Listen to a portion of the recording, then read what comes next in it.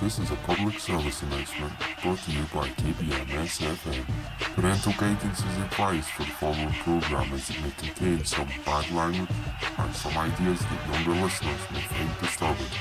In this world there's room for everyone, and the good earth is rich and can provide for everyone. The way of life can be free and beautiful, but we have lost the way.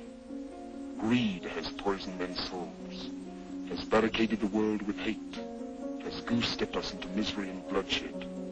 We have developed speed, but we have shut ourselves in.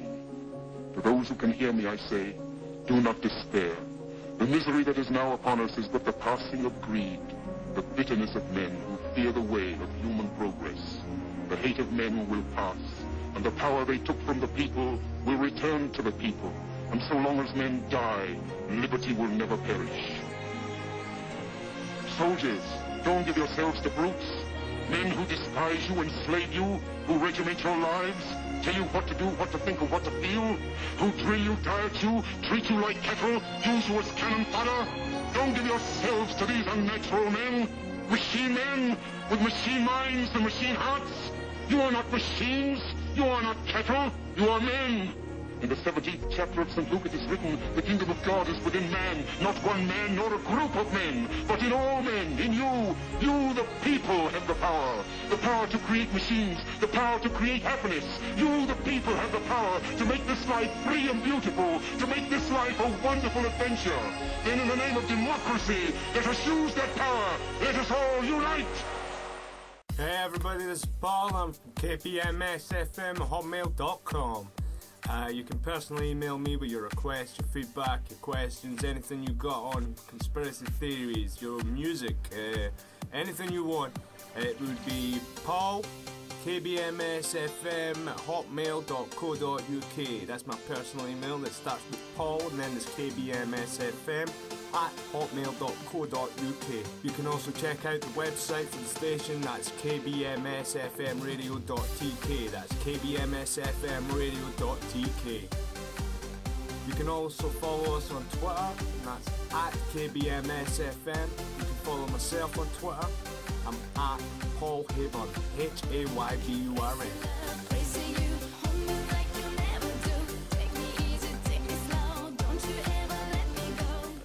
Hello and welcome again to a special report on the ever controversial World War III and the FEMA camps in the USA, aka concentration camps, from KBMS FM Balanced Radio. Now firstly, I've noticed with the feedback that I've been receiving from people, they believe that emailing is not an option to them due to traces to their addresses and things. I'm going to explain something about YouTube, Google and Twitter, and that is that they are all under surveillance from FBI, CIA and MI6 and so on and so forth. We should all be aware also that it is probably safer to email. Even though it's traceable, it is difficult to trace fake accounts, isn't it? We have a fake account here and our name is also fake. But we don't care about all this. All we care about is getting the message out concerning the world's evil dictators. And well, it is up to you guys what you want to do. Message, comment, email, whatever you want to do. Just do what you like. I'll give you the email anyway. It's kbmsfm@hotmail.com. I'm at Paul kbmsfm@hotmail.co.uk. You know, let's move on. So, World War III. Will it happen? Won't it happen? Well, the short answer is yes. As we all know, something major is going to kick off, and we also know that 90% depopulation program is about to be carried out. But to do so, they need a false flag to gain the power, to go ahead with the plan needed by the elite, to go into a war massive in scale, i.e. World War III, in which I believe they will nuke the world, obviously, but to make sure the job is done, they will release man-made diseases, i.e. bird flu, swine flu and so on, other contagious diseases contained within some bombs. I don't know what the data release these things, but on a massive scale I'm guessing they would use a bomb to do it with. How can you not be aware of this, people? We have all been duped into believing the lies, the terrible, terrible lies of these bastards. And what you may be thinking is that I'm crazy. But no, that's what you have been trained to think. I am crazy. But as far as I know, crazy is actually sane. Check this out. Chinese ultimatum to the United States issued in Beijing, May 19th.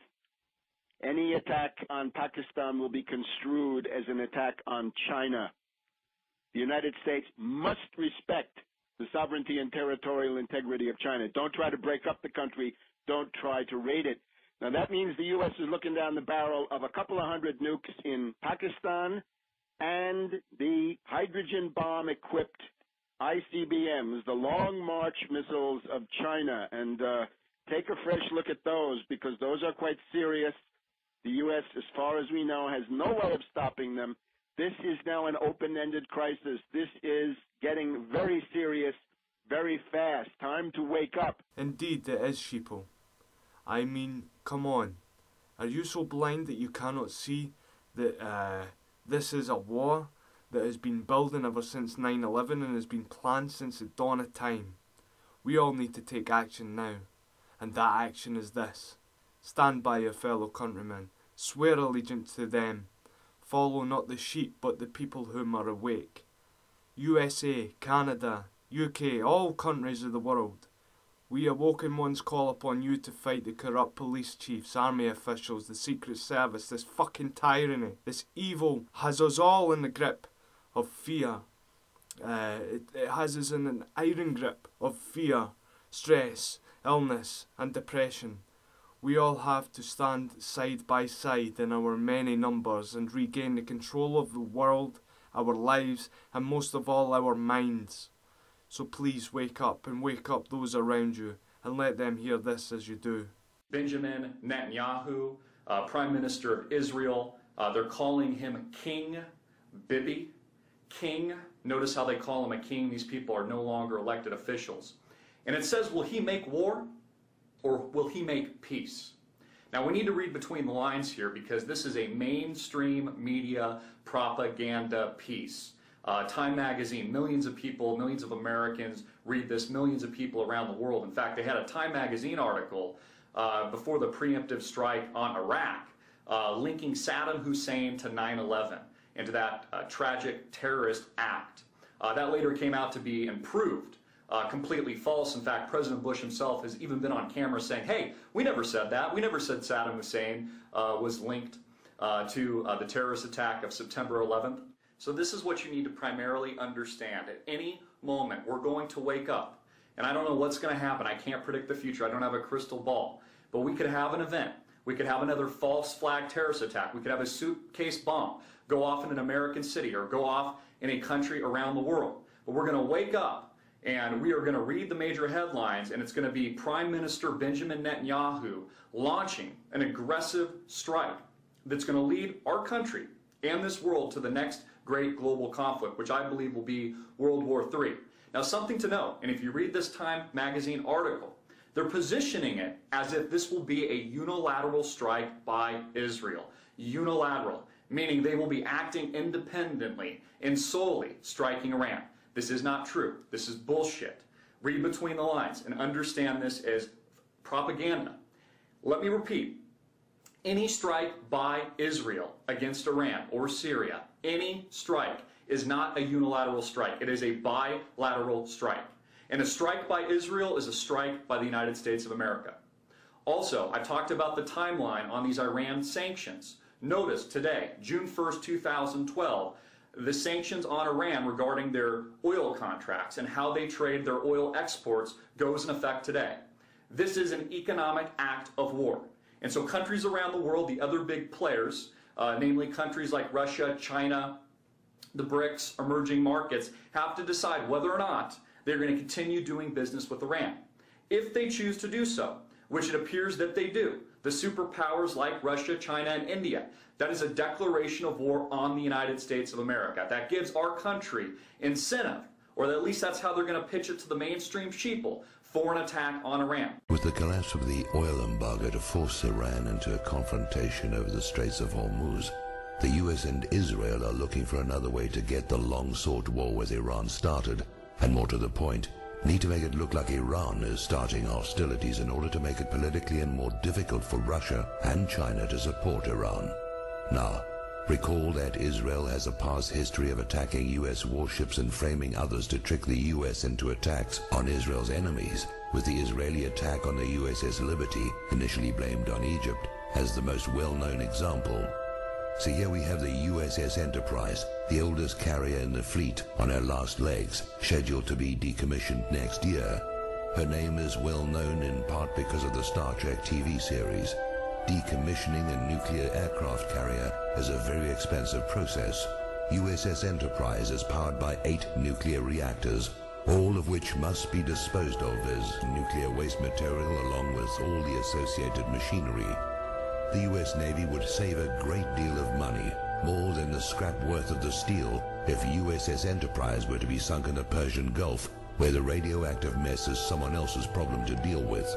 So why send an ancient warship at the end of her useful life into harm's way? The same reason Franklin Roosevelt moved a bunch of obsolete warships from San Diego to Pearl Harbor, while their newer carriers and warships were well away from Hawaii on December the 7th, 1941. Israel has 3 Dolphin submarines, given to her by Germany. They have been seen transiting the Suez Canal in the past and could well be operating in the Gulf of Oman, even the Persian Gulf by now, lying in wait for a used-up and obsolete warship, more useful as a sacrificial lamb than an actual weapon, a ship with American sailors to be attacked as Israel attacked the USS Liberty, then to be blamed on the designated target, Iran, by a compliant media. Now, as I've said before, countries like Russia know the American and Chinese are up to something. They know that there is a race to the top for power. Don't tell me you never knew that the Chinese are so great in numbers that they need to do this depopulation program. They may not be on the USA's side, but they are after the same thing, and that is world's fuel and food resources, and the development of a new world super race. Here's a Russian statement about their thoughts on the war with Iran. Russia is not afraid of a possible U.S. attack on Iran. We're just trying to predict the consequences of such a move. This is an important issue for us, as Iran is located near our borders, and it worries us. Another issue is that Iranian society is highly politicized and spiritually strongly united, and the country has many supporters abroad. And such an attack on Iran could lead to explosive consequences throughout the region. That is our primary concern, explosive events in Iran and in nearby countries. We've been warning against attack on Iran. Earlier, we warned of possible problems in Afghanistan, but no one listened to us. We hope that they will now listen and understand all the possible consequences of an attack. Now, I know you all think the Russians are the bad guys, and well, that's not your fault. You believe this. It's the education you've had. You see, the history books are wrong, and you have been fed shit. Complete shit. And now we have in Pakistan a brewing confrontation between the Al-Qaeda terror group, aka the Taliban, that we know now is actually the CIA, a CIA invention, and the Pakistan government, whom are backed by none other than China. Days after this deadly attack on Pakistan's high-security airbase, the Taliban has sent out a chilling warning, saying their ultimate aim is to take over Pakistan and its nuclear arsenal. Taliban has accused the Pakistani government of bowing to United States despite being a nuclear power. There has been a great desire in the minds of hardline terrorist groups to do something more dramatic after 9/11 or 26/11, and perhaps the only way they can do that is by using dirty bombs or small nuclear weapons. Taliban's threat posing a fresh challenge to an already beleaguered Pakistani government to ensure the safety of its nukes. Most of the Pakistan's nuclear weapons are in the Punjab province in Kahuta Rawalpindi and Pakistan Air Force's Sargodha headquarters. These are definitely operating under the guidance and tutelage of the Pakistan Army and the Pakistan IS. But Taliban's threat of taking over Pakistan's nukes cannot be taken lightly. It's a nightmare scenario that can have consequences, not just for Pakistan, but for the whole world. So tell me this, what the hell is this next guy trying to say? He doesn't care if a war kicks off, does he? Listen to this. Over the years, we've given Pakistan billions of dollars. Billions. That doesn't come out of thin air. That comes out of the pockets of our people. We did that because we believed that Pakistan, the people of Pakistan, were our friends.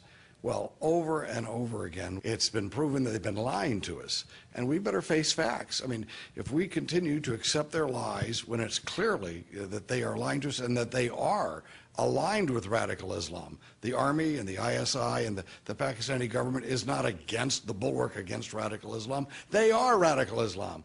Well, if we keep just accepting their lies, they'll have every reason to think that we're fools because we're acting like fools. And thus, we should not be giving money, our very limited amount of money, to a country made up of people who don't like us. We don't need the Pakistani government in order to fight radical Islam. My theory is that they have been actually playing a negative role while pretending to play a positive role all this time. We should reassess what the situation is, face reality, and set up a new strategic concept in dealing with South Asia. Pretending that someone who's your enemy is your friend is not going to make things better. So what we need to do is make sure we, yes, step back from Pakistan, try to form new alliances and new understandings with people who will keep their word. That we should be pulling back from Pakistan and establishing a new relationship with India. The Cold War's been over for decades. It's time for us to establish new friendships that we can depend upon. And that means that the United States and India can be a major force for stability and good and peace throughout the world if we work together. For example, the Indians and the United States should perhaps be a force in Afghanistan supporting those non-radical Muslims who are in Afghanistan who aren't the friends of Al-Qaeda and the Taliban. I think this is a completely manufactured, invented story created out of whole cloth by the U.S. intelligence community, primarily for the purpose of targeting Pakistan, and there's been a build-up to it. We had a very harsh statement condemning Pakistan in one of the terror reports of the U.S. government. And well, there you have it, folks. A limited amount of money, but yet the USA has a war budget of somewhere in the region of $700 million. Of which grows every year, of course. But why? I'll tell you why. Because this war has been coming for years now. And since the USA and the UK started up all their empire of the military bases all over the globe in World War II, they have been planning since then to gain worldwide dominance, as have the Chinese. And it's just like I say, it's an arms, fuel and foods race. So let us hear an ex-soldier's thoughts on his own country's military and government. He is from the USA, has a very enlightening insight to this story. Let's listen. When I was a soldier, I saw a list of what they call terror organizations. Now, it's huge. Essentially, all you have to do is disagree with the government. Even Christians are now wrapped in it. So welcome, Occupy Wall Street. You just joined the majority of America and becoming terrorists. Here's the kicker. I was just talking with a friend of mine, former Special Forces. For those of you that don't know, I was a member of Army Psychological Warfare for a period of about 5 years in the Army Reserve, and I started a tour in Afghanistan. As such, it was a privilege to do so because I got to work with the best of the best. And I didn't have to go through a whole lot of training in order to do it, but I got to work with Special Forces, with Navy SEALs, with Army Rangers, with Air Force parajumpers, and you just go down the list. FBI, OGA, CIA, got to work with all of them at some point. So this is what my buddy tells me. He says an acquaintance of his at Fort Lewis, Washington, well, there's been a lot of talk amongst these Special Forces teams, a lot of talk. And it's been about Osama bin Laden and his killing. Now, if you're like me, you know that Osama bin Laden has already been dead and nobody killed him because he wasn't alive to kill in the first place. You also know that dumping his body in the ocean was not in proper accordance with Muslim law or tradition.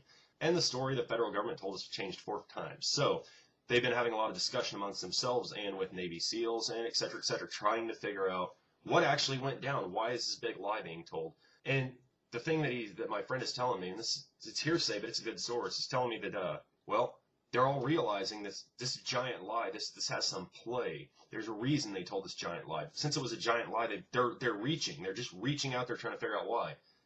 And what I really like to hear is this. These special operators are very, very smart. You don't even get considered to go in unless you have basically an intelligence score of about 90%. And when I say 90%, I mean that means 1 in 10 people on the planet generally might be smarter than you. Outside of that, you're smarter than 9 out of 10. That's what it takes just to be considered. So these very smart people are reaching out and trying to find answers, and because they're trying to find answers based on a big lie, there are none. So guess which direction they've all started to go? They all started looking back to the beginning of this whole war on terror, the war in Afghanistan, the war in Iraq, the war in Yemen, the war in Libya, Ethiopia. They want to know why. But where did it all start? It all started on 9/11. And any smart person, especially somebody that's smarter than 90% of the people around them, can look back now on the evidence, because Niels Harrit of Copenhagen University has a peer-reviewed paper, scientific fact, that nanothermate that's only made by 2 companies in the United States was found in every single sample of the dust in the buildings. Architects and engineers for 9/11 truth just keeps getting bigger and has mathematical, scientific fact that the entire story is a lie. So these very smart people are starting to look back that direction and realize it was a big lie. Now, I brought up the FEMA camps in Occupy Wall Street for a reason, because there is concern that the federal government is going to come out and try to round you up at some point if you disagree, lock you in a camp and do this the same way Hitler and Stalin, and this has been done over and over and over again. It would just be history repeating itself, history repeating itself, history repeating itself. Well, 1, that makes me a terrorist for speaking my mind, and makes you a terrorist for listening.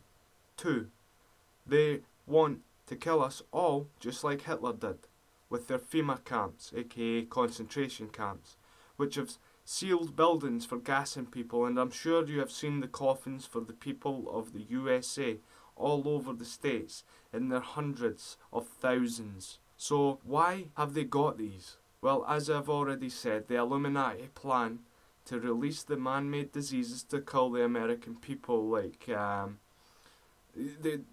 they want to release these diseases, and this may be prior to a World War III, if that doesn't kick off sooner. They want to kill us off, like, they're going to start with the Americans first, and then, once that job's done, they're going to do the rest of the bloody world. It's a guarantee. And they may be working with the Chinese, I'm not sure. I don't think they're on the same side. I don't think they're on the same side as the Chinese, and I don't think the Chinese are on the same side as the Americans, but they may want you to believe that. I mean, even the people that think they found the truth could be still being deceived. They want to kill us off like we're cattle or something. Now, if you still don't follow me, tell me what you make of this next clip. Colonel North, in your work at the NSC, were you not assigned at one time to work on plans for the continuity of government in the event of a major disaster? Mr. Chairman. I believe that question touches upon a highly sensitive and classified area, so may I request that you not touch upon that, sir. The martial law portions of Rex 84 were outlined in a 1982 memo written by FEMA Deputy John Brinkerhoff. Martial law was to be declared in the event of a national crisis, yet the plan did not define the term national crisis. The plan allowed FEMA to take control of both federal and state governments, appointing military commanders to replace duly elected officials. The plan also called for the rounding up of at least 21 million American Negroes for delivery to numerous military bases converted into prison centers, also known as FEMA relocation camps. Why? Because at that time, African Americans were classified as one of the largest threats to the continuity of the federal government. Who does the federal government consider the biggest threat these days? The convergence of globalization and technology has created a new brand of terrorism. There were persons who, for whatever reason, came to view their home country as the enemy. The kind of right-wing, religious-based domestic terrorism. Disturbing news tonight about homegrown terror. Part of this is big change in the White House, a new cultural experience, and some of the crazies are coming out of their closet. Right now, it looks like there is no connection between the men arrested and any known terrorist cell. Homegrown. Yeah, homegrown, I should say. Folks, we've got a very serious situation here. I'm holding what is called the right-wing extremism, current economic and political climate, fueling resurgence and radicalization and recruitment.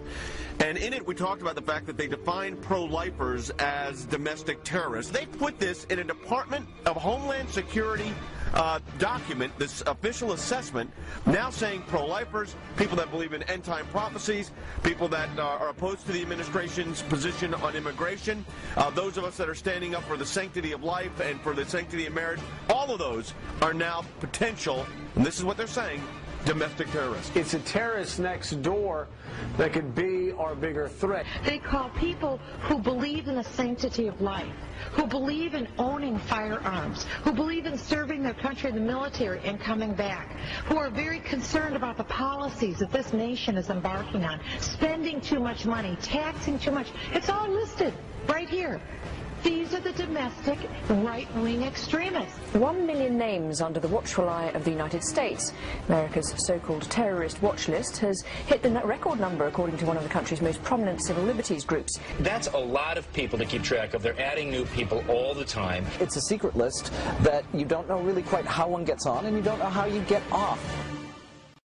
The FEMA plans to imprison American citizens have generated a lot of interest around the country in locating the potential prison camps throughout the country. These may be facilities currently being used as prisons, or prisons that are being built supposedly in the name of the war on drugs, or facilities that have other uses but which could be quickly used to detain large numbers of people.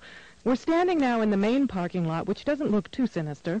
At this level, it is a very large parking lot, fenced on all sides by fence topped by barbed wire. It also has electronically operated turnstiles.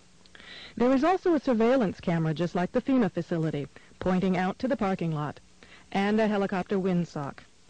All of these apparent security measures are particularly unusual here, because this is a very low crime area, and this facility is nothing but an old train repair station with nothing in it worth stealing.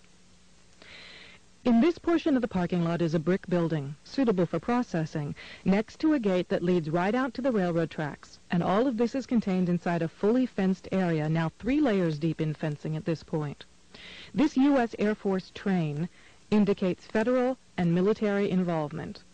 Facing the opposite direction, this area, too, is a very large fenced area with railroad track running the length of the fence and plenty of warehouses.